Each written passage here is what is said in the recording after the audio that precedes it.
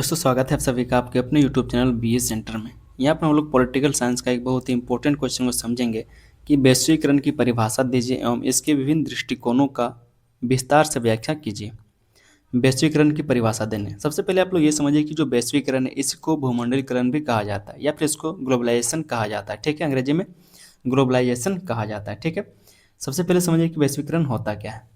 किसी भी देश का मान लीजिए कोई भी जो देश है वो दूसरे देश के साथ जुड़ता है, चाहे वो सेवा के क्षेत्र में जुड़े या फिर वस्तुओं के क्षेत्र में जुड़े। जब एक देश किसी दूसरे के देश के साथ जुड़ता है तो उसी को वैश्वीकरण कहा जाता है। जैसे कोई मजदूर हमारे देश से दूसरे देश में काम करने के लिए गया है तो ये भी वैश्वीकरण कहलाएगा। हमारे देश से किसी देश में टेक्नोलॉजी भेजा जा रहा है ये भी वैश्वीकरण कहलाएगा। मतलब आयात के क्षेत्र में या फिर निर्यात के क्षेत्र में जब हम कोई सामान किसी को बेचते हैं या फिर कोई सामान हम किसी देश से खरीदते हैं, ठीक है, तो ये जो प्रक्रिया होती है किसी दूसरे देश के साथ, इसी को वैश्वीकरण कहा जाता है। जैसे आज हमारे देश में तेल का जो कमी है, मतलब कह सकते हैं जो तेल हमारे पास उतना पर्याप्त नहीं है जितना हमारे देश को चाहिए, तो हम लोग दूसरे देश से तेल मंगा लेते हैं। तो ये जो काम हो रहा है इसी को वैश्वीकरण कहा जाता है। क्यों? क्योंकि हम लोग दूसरे देश के साथ क्या संबंध बना रहे हैं। ठीक है, इसको बोलते हैं वैश्वीकरण। तो उम्मीद करते हैं वैश्वीकरण का मतलब को समझ में आया होगा। हालांकि यहाँ पर हम आपको वैश्वीकरण के बारे में बहुत सारी परिभाषाएं भी दिखाएंगे तो ये चीज़ आपको अच्छे से समझ में आ जाएगा। यहाँ पर पूछा यह गया है कि वैश्वीकरण की परिभाषा दीजिए और इसके विभिन्न दृष्टिकोणों की विस्तार से व्याख्या कीजिए।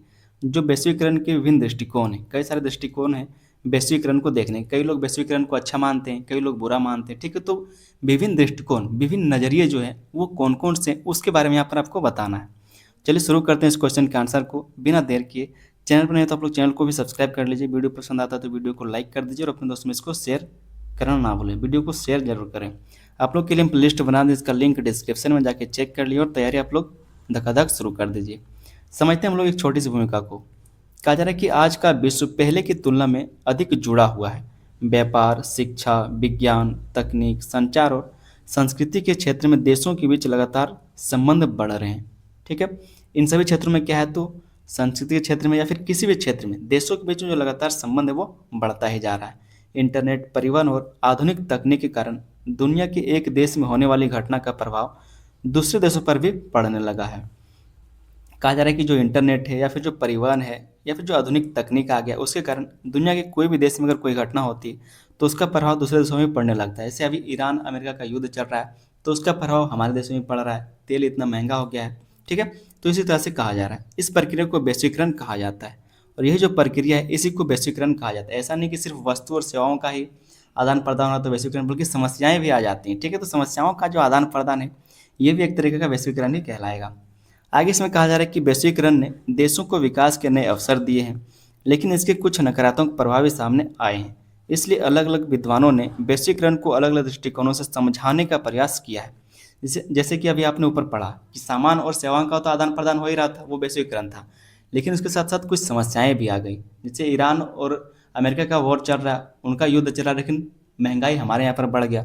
ठीक है, तो इस तरह से कहा जा रहा है कि वैश्वीकरण ने देशों के विकास के नए अवसर तो दिए हैं, लेकिन इसके साथ साथ कुछ नकारात्मक प्रभाव भी इसका हमें देखने को मिलता है, जो हमें महंगाई के रूप में भी देखने को मिल रहा है।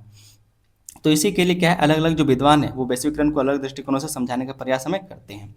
एक छोटा सा पहले साधारण परिभाषा हम लोग देख लेंगे वैश्वीकरण की परिभाषा। ठीक है, कहा है कि जब वस्तुओं, सेवाओं, पूंजी, तकनीक, विचारों और लोगों का एक स्थान से एक देश से दूसरे देश में आसानी से आदान प्रदान होने लगे तो इसे वैश्वीकरण कहा जाता है। मतलब चाहे कोई सेवा हो, कोई वस्तु हो, कोई पूंजी, तकनीक, विचार, या फिर जब कोई मजदूर हो, कोई लोग हो, एक देश से दूसरे देश में जब काम करने के लिए जाते हैं या फिर एक देश से दूसरे देश में जाता है तो उसी को वैश्वीकरण कहा जाता है। कुछ विद्वानों के द्वारा भी परिभाषाएं की गई तो उसको देख लेते हैं।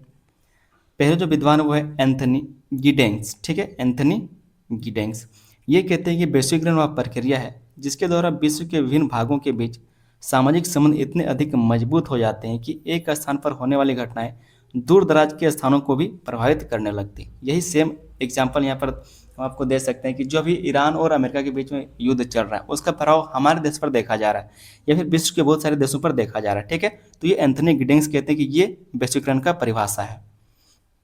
दूसरा जो विद्वान है वो है डेविड हेल्ड।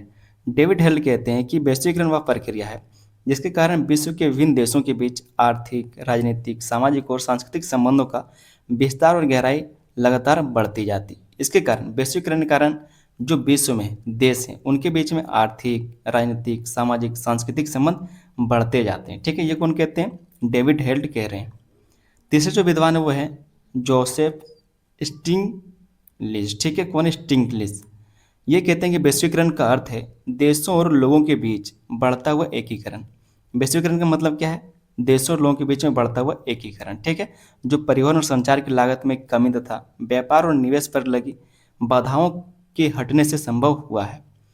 कई बार क्या कहा जा रहा है कि जो संचार में लागत का कमी हुआ है, ठीक है, व्यापार और निवेश में जो बाधाएं थी उसको हटा दिया गया। इसके कारण अब जो लोग हैं और अब जो देश है वो आपस में जुड़ते जा रहे हैं। ठीक है, एकीकरण होता जा रहा है और यही वैश्वीकरण है। ये कौन कह रहे हैं? जोसेफ कह रहे हैं। ठीक है, तो आपको नाम याद रख लेना है और जो हम आपको समझा रहे हैं बस ये आपको लिख देना है। आगे दोस्तों हम लोग यहाँ पर देखते हैं वैश्वीकरण के विभिन्न दृष्टिकोण कि वैश्वीकरण को देखने के लिए कौन कौन से दृष्टिकोण या फिर संकल्पनाएं हैं। ठीक है, कौन कौन सा नजरिया अपनाया जाता है वैश्वीकरण को देखने के लिए। हम आपको ऊपर ही बताए थे कि वैश्वीकरण को सारे लोग अच्छा नहीं कहते। जो उदारवादी लोग हैं, जो उदारवादी दृष्टिकोण को मानने वाले लोग हैं वो इसको बेहतर कहते हैं, लेकिन वहीं पर जो मार्क्सवादी दृष्टिकोण को मानने वाले लोग हैं वो कहते हैं कि जो वैश्वीकरण है वो सिर्फ अमीर लोगों के लिए, बड़े पूंजीपतियों के लिए। तो इन्हीं सब बातों को यहाँ पर हम लोग समझेंगे। पहला जो दृष्टिकोण है उदारवादी दृष्टिकोण। समझते हैं इसमें क्या कहा जा रहा है। कहा जा रहा है कि उदारवादी विचारकों के अनुसार वैश्वीकरण विकास और समृद्धि का सबसे अच्छा माध्यम है। जो उदारवादी विचारक हैं वो कहते हैं कि जो वैश्वीकरण है वो विकास और समृद्धि का सबसे अच्छा माध्यम। इसी के कारण क्या होता है? विकास होता है और समृद्धि आती है सभी देशों में। उनका मानना है कि जब देशों के बीच व्यापार और निवेश बढ़ेगा तब उद्योगों का विकास होगा, रोजगार के अवसर बढ़ेंगे और लोगों का जीवन स्तर बेहतर होगा। ये जो उदारवादी लोग हैं उनका दृष्टिकोण है। ठीक है, उनका नजरिया है कि वैश्वीकरण अगर आएगा तभी रोजगार बढ़ेगा, उद्योग लगेंगे। ठीक है, नए नए पूंजीपति यहाँ पर आएंगे। ठीक है, तो इससे लोगों का जीवन बेहतर होगा, जीवन स्तर बेहतर होगा। इस दृष्टिकोण के अनुसार वैश्वीकरण से देशों के बीच सहयोग बढ़ता है। कहा जा रहा है कि ये जो उदारवादी दृष्टिकोण है इसके हिसाब से जो वैश्वीकरण है उससे देशों के बीच में सहयोग बढ़ता है, नई तकनीक का विकास होता है और विज्ञान तथा शिक्षा के क्षेत्र में तेजी से प्रगति होती है। इसलिए उदारवादी वैश्वीकरण का समर्थन करते हैं। जो उदारवादी दृष्टिकोण को मानने वाले लोग हैं वो वैश्वीकरण को समर्थन करते हैं, क्योंकि इससे इनको लगता है कि इससे देश का विकास होता है, लोगों का जीवन स्तर बेहतर होता है, लोगों को रोजगार मिलता है, शिक्षा, तकनीक ये सब डेवलप होता है। ठीक है, तो जो उदारवादी दृष्टिकोण को मानने वाले लोग हैं वो वैश्वीकरण को अच्छा मानते हैं। वहीं पर जो दूसरा हम लोग यहाँ पर देखेंगे दृष्टिकोण वो है मार्क्सवादी दृष्टिकोण। मार्क्सवादी आपको पता होगा, हम आपको पहले भी मार्क्सवादी के बारे में पढ़ा चुके हैं। मार्क्सवादी विचारकों के अनुसार वैश्वीकरण का सबसे अधिक लाभ बड़े पूंजीपति और विकसित देशों को मिलता है। ये जो मार्क्सवादी दृष्टिकोण को मानने वाले लोग हैं ये कहते हैं कि जो वैश्वीकरण है उसका लाभ बड़े पूंजीपतियों को मिलता है और जो विकसित देश हैं उनको मिलता है। उनका मानना है कि बड़ी कंपनियां विकासशील देशों के संसाधनों और सस्ते श्रमिकों का अधिक लाभ उठाती हैं। जो बड़ी बड़ी कंपनियां हैं और जो विकासशील देश हैं उनके संसाधनों का और जो सस्ते मजदूर होते हैं, श्रमिक होते हैं, उनका अधिक लाभ उठा लेते हैं। इससे गरीब और अमीर देशों के बीच की दूरी और बढ़ जाती है। इससे जो गरीब देश और जो अमीर देश के बीच में दूरी और बढ़ जाती है। छोटे उद्योग बड़ी विदेशी कंपनियों के सामने टिक नहीं पाते और आर्थिक असमानता बढ़ती है। इसलिए मार्क्सवादी वैश्वीकरण की आलोचना करते हैं। जो मार्क्सवादी दृष्टिकोण के लोग हैं वो वैश्वीकरण की आलोचना करते हैं, मतलब इसको सही नहीं मानते। इनका मानना है कि जो बड़ी बड़ी कंपनियां हैं वो छोटे कंपनियों को दबा देती हैं। जो बड़े विकसित देश होते हैं वो विकासशील देशों के मजदूरों का फ़ायदा उठाते हैं, उनके संसाधनों का फ़ायदा उठाते हैं और अपने देश का और विकास करते हैं। इसलिए जो मार्क्सवादी दृष्टिकोण है वो किसी भी हाल में वैश्वीकरण को सही नहीं मानता है। ठीक है, तीसरा जो यहाँ पर हम लोग दृष्टिकोण देखते हैं वैश्वीकरण का वो है राष्ट्रवादी दृष्टिकोण। राष्ट्रवादी दृष्टिकोण, इसमें कहा जा रहा है कि राष्ट्रवादी विचारधारा के अनुसार वैश्वीकरण के कारण किसी देश की स्वतंत्रता, संस्कृति और राष्ट्रीय पहचान पर प्रभाव पड़ सकता है। राष्ट्रवादी मतलब जो राष्ट्र के लिए सोचने वाले लोग हैं, मतलब देश के प्रति ज़्यादा सोचते हैं। ठीक है, तो उसको बोलते हैं राष्ट्रवादी। उनका नज़रिया कैसा है? तो कहा जा रहा है कि राष्ट्रवादी विचारधारा के अनुसार वैश्वीकरण के कारण, जब वैश्वीकरण होगा तो उसके कारण किसी भी देश की स्वतंत्रता पर असर पड़ेगा, संस्कृति और राष्ट्रीय पहचान पर प्रभाव पड़ेगा।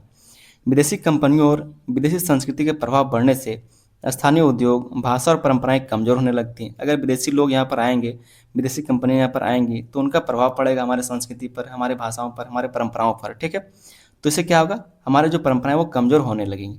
इसलिए राष्ट्रवादी विचारक मानते हैं कि वैश्वीकरण अपनाते समय प्रत्येक देश को अपने राष्ट्रीय हित और सांस्कृतिक पहचान की रक्षा करनी चाहिए। जो राष्ट्रीयकरण, जो राष्ट्रवादी दृष्टिकोण रखने वाले लोग हैं, मतलब देश के हित में सोचने वाले जो लोग हैं, ठीक है, वो कहते हैं कि जब भी वैश्वीकरण होगा तो उस हिसाब से हमें नीतियों को अपनाना चाहिए ताकि हमारा जो संस्कृति परंपरा है वो ठीक रह सके, व्यवस्थित रह सके, वो प्रभावित ना हो। अगला जो दृष्टिकोण, चौथा जो दृष्टिकोण वो है सामाजिक दृष्टिकोण। ये वैश्वीकरण को कैसे देखता है उस चीज़ को समझते हैं। सामाजिक दृष्टिकोण के अनुसार वैश्वीकरण ने लोगों के बीच संपर्क बढ़ाया है। आज शिक्षा, स्वास्थ्य, विज्ञान, खेल और संचार के क्षेत्र में दुनिया पहले से अधिक जुड़ गई है। ये क्या है, सामाजिक दृष्टिकोण है। ठीक है, ये वैश्वीकरण को कैसे देख रहा है समझिए।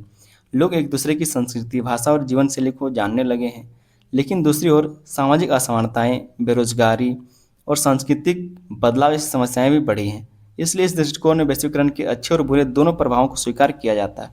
अब जो सामाजिक दृष्टिकोण है, ठीक है, जो समाज के बारे में सोचने वाले लोग हैं, वो वैश्वीकरण को अच्छा भी मानते हैं, बुरा भी मानते हैं, क्योंकि इसके कारण लोग एक दूसरे की संस्कृति को समझते हैं, भाषाओं को समझ पा रहे हैं, ठीक है, कल्चर को समझ पा रहे हैं।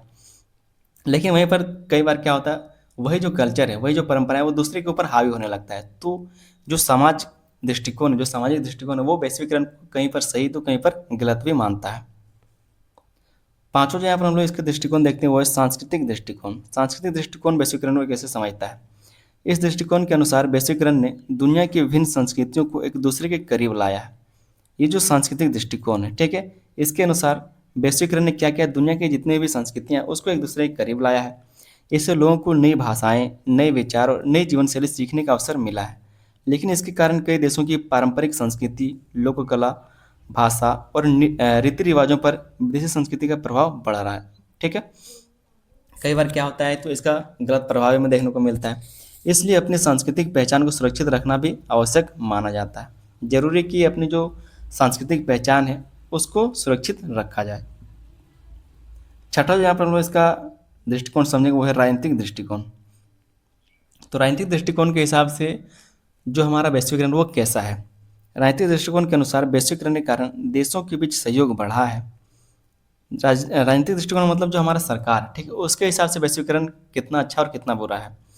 तो ये कहता है कि जो राजनीतिक दृष्टिकोण है ये कहता है कि वैश्वीकरण के कारण देशों के बीच में सहयोग बढ़ा है। जलवायु परिवर्तन, आतंकवाद, महामारी और मानवाधिकार जैसे मुद्दों पर देश मिलकर काम करने लगे हैं। अब सब देश क्या है, मतलब पूरा जो विश्व हो मिलकर काम करने लगे हैं। लेकिन कई बार अंतर्राष्ट्रीय संस्थाओं और शक्तिशाली देशों का प्रभाव छोटे देशों के निर्णयों पर पड़ता है। लेकिन कई बार क्या होता है, जो छोटे देश होते हैं उन पर बड़े देशों का प्रभाव पड़ जाता है कि आप ऐसा नहीं करेंगे, ऐसा नहीं करेंगे, ठीक है, इस तरह से, क्योंकि उनके पास पैसों की कमी है। तो अगर आपको लोन चाहिए तो बड़े देशों से आपको सहयोग लेना पड़ेगा, क्योंकि उन्हीं के हाथ में सारा कंट्रोल है। इसलिए राजनीतिक दृष्टिकोण वैश्वीकरण को अवसर और चुनौती दोनों मानता है। जो राजनीतिक दृष्टिकोण है वो कहता है कि जो वैश्वीकरण है वो अवसर भी है और उसके साथ साथ चुनौती भी है। ठीक है, तो इस तरह से कुछ 6 दृष्टिकोणों को यहाँ पर हमने समझ लिया। इतना ही आपके कॉपी में जो आंसर लिखना है वो इतना ही काफ़ी हो जाएगा। ठीक है, इतना अगर आप सारी चीज़ को अच्छे से बेहतर तरीके से लिख लेते हैं तो उधर आपको 3-4 परिभाषाएं भी लिखना है, उसके बाद उसके परिचय को भी लिखना है। ठीक है, यहाँ पर इतने सारे दृष्टिकोणों को लिखना है और उसके बाद एक छोटा सा आप लोग निष्कर्ष जरूर लिख लीजिएगा। कहा जा रहा है कि वैश्वीकरण आधुनिक विश्व की एक महत्वपूर्ण प्रक्रिया है। आज का जो विश्व है उसका एक महत्वपूर्ण प्रक्रिया है जिसने पूरे विश्व को आर्थिक, सामाजिक, राजनीतिक और सांस्कृतिक रूप से एक दूसरे से निकट ला दिया है। एक दूसरे क्या तो निकट ला दिया वैश्वीकरण ने। आज एक देश दूसरे देश के प्रभाव में जी रहा है, मतलब कह सकते हैं युद्ध कहीं और हो रहा है, प्रभाव हमें देखने को मिल रहा है, तो एक दूसरे के निकट ला दिया है। इसके अलग अलग दृष्टिकोण हमें इसके विभिन्न पक्षों को समझने में सहायता करते हैं। इसलिए आवश्यकता इस बात की है कि वैश्वीकरण के लाभों का पूरा उपयोग किया जाए, लेकिन साथ ही राष्ट्रीय हितों, स्थानीय उद्योगों, संस्कृति और सामाजिक समानता का भी रक्षा की जाए। तभी वैश्वीकरण वास्तव में सभी देशों को और लोगों के लिए लाभदायक सिद्ध होगा। तब जा रहे क्या, तो ये जो वैश्वीकरण है वो सभी के लिए अच्छा और बेहतर सिद्ध होगा, नहीं तो ये हमेशा हमें क्या है गलत राह पर ले जाएगा। तो इस तरह से आप लोग निष्कर्ष जरूर लिख लीजिएगा। उम्मीद करते हैं क्वेश्चन का आंसर जो आपको बहुत ही अच्छे समझ में आ गया होगा। चैनल पर नहीं तो आप लोग चैनल को सब्सक्राइब जरूर कर लीजिएगा। आप लोग के लिए हम प्लेलिस्ट बना दें, इसका लिंक डिस्क्रिप्शन में जाकर चेक कर लीजिए और तैयारी आप लोग शुरू कर दीजिए। वीडियो पसंद आया होगा जरूर से जरूर आपको तो लाइक कर दीजिएगा। चैनल को सब्सक्राइब कर लिए तो अपने दोस्तों में इसको शेयर भी कर देना। मिलेंगे हम लोग किसी अगली वीडियो में, तब तक के लिए धन्यवाद। जय हिंद।